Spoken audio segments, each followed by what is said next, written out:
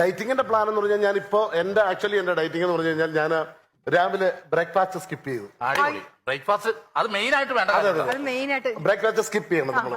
അപ്പൊ രാവിലെ എന്നിട്ട് എന്ത് കഴിക്കും? ഊണ് കഴിക്കും. അല്ല, രാവിലെ ഊണ് നല്ലതാണ്. കാര്യം തലേ ദിവസത്തെ മീൻകറി ഉണ്ടെങ്കിൽ രാവിലെ ഊണ് കഴിക്കാൻ നല്ല രസമാണ്. ബ്രേക്ക്ഫാസ്റ്റ് കട്ട് ചെയ്തിട്ട് ഊണ് കഴിക്കും അല്ലേ? ഊണ് കഴിക്കും. ചിലപ്പോ അങ്ങനത്തെ ഒരു ഡയറ്റ് പ്ലാൻ ആയിരിക്കും.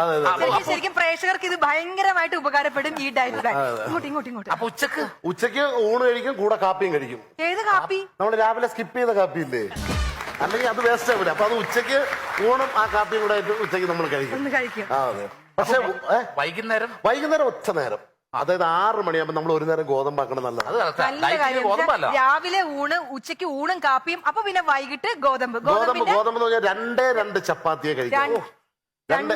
വൈകിട്ട് 2 ചപ്പാത്തി. കാര്യം 2 ചപ്പാത്തിയെ നമ്മൾ കഴിക്കാം. കാര്യം 7:30 നമുക്ക് വീണ്ടും ഉണ്ണാനുള്ളതല്ലേ കാര്യം. അപ്പൊ കൂടുതൽ ചപ്പാത്തി